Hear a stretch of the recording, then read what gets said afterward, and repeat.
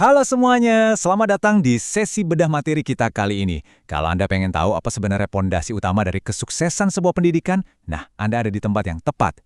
Hari ini kita bakal ngebongkar habis topik yang bener-bener fundamental. Kita tuh sering banget yang ngomongin soal kurikulum yang ganti-ganti, teknologi canggih atau kebijakan pemerintah. Tapi hari ini kita bakal fokus ke mesin penggerak utamanya. Ya, kita akan bahas kinerja guru dan gimana hal itu benar-benar jadi kunci buat nyiptain sekolah yang efektif. Coba deh, pikirin sebentar. Apa sih rahasia sebenarnya dari sekolah yang benar-benar sukses? Kadang yang langsung terlintas di kepala kita itu pasti gedung yang megah, fasilitas olahraga yang keren banget, atau lab komputer yang super canggih ya kan? Tapi coba kita lihat lebih jauh dari sekedar bangunan fisik itu. Ada faktor manusia. Faktor manusia inilah yang sebenarnya ngehidupin dan menggerakkan seluruh ekosistem pendidikan. Ibaratnya nih, tanpa elemen manusia yang tepat, fasilitas mahal apapun nggak akan ngasilin apa-apa. Oke, biar makin jelas, ini dia 5 hal yang bakal kita bahas hari ini. Pertama, kita mulai dari mendefinisikan apa itu kinerja guru. Kedua, apa aja peran dan indikatornya. Ketiga, kita bahas definisi sekolah efektif.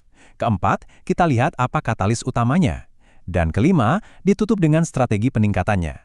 Jadi, kita bakal bangun pemahaman ini pelan-pelan dari level individu gurunya sampai ke level struktur sekolah secara keseluruhan. Langsung aja, kita mulai dari pondasi pertamanya, yaitu bagian 1, mendefinisikan kinerja guru. Kinerja guru itu bukan cuma soal datang tepat waktu ke kelas terus ceramah di depan murid ya. Sama sekali bukan. Ini tuh benar-benar tentang kemampuan dan keberhasilan seorang profesional dalam ngejalanin tugas utamanya. Artinya apa? Mereka mendidik, membimbing, ngarahin, melatih, dan juga mengevaluasi anak didiknya. Terus goalnya apa? Goalnya adalah buat nyiptain lingkungan belajar yang aktif, kreatif, dan pastinya menyenangkan. Kinerja yang optimal ini yang nantinya bakal narik kita langsung menuju tercapainya tujuan pendidikan itu sendiri. Jadi ini benar-benar tanggung jawab profesional yang luar biasa besar.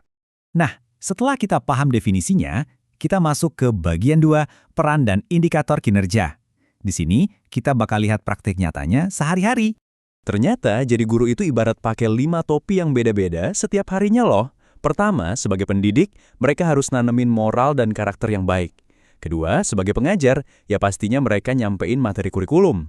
Ketiga, sebagai pembimbing, mereka ini yang bantu siswa ngelewatin berbagai kesulitan, baik itu soal pelajaran atau masalah personal. Keempat, sebagai motivator, tugasnya ngebangun rasa percaya diri anak-anak. Dan yang kelima, sebagai evaluator, mereka harus ngenilai hasil belajarnya. Kelihatan banget kan, profesi ini jauh lebih kompleks dari yang sekedar kita bayangkan. Terus, gimana cara kita ngukurnya? Ada 5 indikator utama di sini. Coba kita cek satu-satu. Pertama, dari segi perencanaan. Guru harus nyiapin modul dan metode yang pas. Kedua, pelaksanaannya gimana? Apa kelasnya hidup dan siswanya aktif? Ketiga, penilaian, apakah alat ukurnya udah tepat dan ngasih feedback yang berguna buat siswa? Keempat, disiplin. Ini soal waktu dan jadi role model yang baik. Dan terakhir, pengembangan profesional, apakah gurunya juga terus belajar dan update sama teknologi baru? Jadi, ini tuh ibarat peta perjalanan komplit, dari sebelum kelas dimulai sampai setelah kelasnya selesai. Nah, ini bagian yang menarik banget. Ada 2 kekuatan yang saling tarik-menarik dan nentuin performa seorang guru. Ada faktor internal, ini hal-hal yang asalnya dari dalam diri guru itu sendiri, kayak motivasi kerja, kompetensi, disiplin, dan pengalaman mereka mengajar. Tapi, di sisi lain ada faktor eksternalnya juga. Ini ngebuktiin kalau guru tuh nggak kerja sendirian di ruang hampa. Kinerja mereka sangat amat dipengaruhi sama kepemimpinan kepala sekolahnya, fasilitas yang dikasih, lingkungan kerjanya, sampai kedukungan dari orang tua dan masyarakat sekitar. Guru butuh ekosistem yang sehat buat bisa ngasih yang terbaik. Ngomong-ngomong soal ekosistem, sekarang kita perlebar sudut pandang kita ke level yang lebih makro. Di bagian 3, apa itu sekolah efektif? Menurut materi yang lagi kita bedah ini, sekolah efektif itu adalah sebuah institusi yang berhasil mencapai tujuan pendidikannya secara maksimal. Caranya gimana? Tentu lewat manajemen yang rapi, proses belajar yang berkualitas, dan hasil murid yang memuaskan. Tapi, ada satu poin krusial di sini. Sekolah efektif itu nggak cuma ngejar nilai ujian atau angka di atas kertas. Mereka juga fokus banget sama hal yang nggak kalah penting, pembentukan karakter dan kedisiplinan. Jadi benar-benar seimbang antara akademik dan kepribadian siswa. Coba Anda bayangin sebuah lingkungan dengan 5 ciri khas ini. Kepala sekolahnya punya leadership yang oke. Guru-gurunya sangat profesional. Lingkungan belajarnya itu bersih, nyaman, kondusif banget deh. Terus, prestasi siswanya grafiknya naik terus. Nggak cuma di kelas, tapi juga di luar kelas. Dan yang nggak kalah penting, ada kerjasama yang solid antara sekolah, orang tua, dan masyarakat. Kalau 5 elemen ini digabungin, wah, hasilnya bukan cuma sekedar tempat belajar biasa, tapi benar-benar jadi mesin pencetak generasi penerus yang tangguh.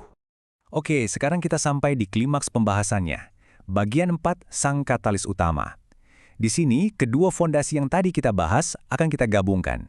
Coba resapi satu kalimat yang jadi intisari pembahasan kita hari ini. Kinerja guru sangat menentukan terciptanya sekolah efektif. Sesederhana itu, ekosistem sekolah, mau sekeren apapun, pada akhirnya cuma akan sekuat kualitas guru-gurunya. Anda bisa aja bangun gedung miliaran rupiah, pakai kurikulum paling baru sedunia. Tapi kalau kinerja gurunya di dalam kelas biasa-biasa aja, ya visi sekolah efektif itu cuma bakal jadi angan-angan. Rumusnya jelas banget di sini. Kinerja guru yang makin membaik itu berbanding lurus sama makin besarnya peluang sekolah tersebut buat jadi sekolah yang efektif. Guru yang benar-benar profesional itu secara otomatis bakal ngangkat kualitas belajar sehari-hari. Kalau belajarnya berkualitas, siswanya pasti lebih berprestasi. Dan vibe sekolahnya juga jadi sangat positif. Ini tuh efek domino yang titik awalnya selalu ada di sang guru. Pertanyaannya sekarang gimana dong cara kita wujudin semua itu? Kita bahas langkah konkretnya di bagian 5. Strategi peningkatan kualitas. Langkah pertamanya udah pasti kita harus berdayakan gurunya dulu. Sekolah dan sistem pendidikan wajib berinvestasi pada para pendidik ini. Mulai dari mana? Pertama, rutinin deh pelatihan atau workshop, biar skill mereka tajam terus. Kedua, kepala sekolah harus rajin ngelakuin supervisi yang sifatnya ngebangun, bukan cuma ngehakimi. Ketiga, nah ini penting banget, kasih apresiasi dan reward. Moral kerja itu butuh di-boost. Dan keempat, fasilitasi guru buat pakai teknologi terbaru biar cara ngajar mereka tetap relevan dan asyik buat generasi sekarang. Tapi tunggu dulu, punya guru hebat aja nggak cukup kalau institusinya nggak siap nge-support. Berbarengan dengan itu, kita juga harus memberdayakan sekolahnya. Manajemen sekolah harus dibikin lebih rapi dan transparan, fasilitas yang udah usang harus di-upgrade biar relevan sama kebutuhan belajar. Terus, sekolah harus proaktif gandeng masyarakat dan orang tua buat kerja bareng. Terakhir, ciptain budaya disiplin yang positif dari atas sampai bawah. Dukungan institusi semacam inilah yang jadi tanah subur buat guru-guru hebat kita bisa tumbuh dan ngasih dampak yang maksimal. Jadi, kesimpulan besar dari bedah materi kita kali ini adalah profesionalisme, disiplin, dan kreativitas seorang guru itu benar-benar fondasi sejati dari pendidikan yang optimal. Seperti yang udah kita lihat dari awal, detak jantungnya pendidikan kita itu sepenuhnya ada di tangan pendidik yang punya dedikasi tinggi. Mereka ini loh yang ada di garis depan, ngebentuk karakter anak-anak kita, dan akhirnya nyulap sebuah institusi biasa menjadi sekolah yang luar biasa efektif. Nah, sebelum kita benar-benar selesai, saya mau lempar satu pertanyaan buat Anda renungkan. Coba deh, perhatikan sekolah-sekolah yang ada di sekitar tempat tinggal Anda. Pertanyaannya, apakah kita semua udah ngasih dukungan yang cukup buat para guru di sana yang sebenarnya bertindak sebagai jantung dari ekosistem pendidikan itu sendiri?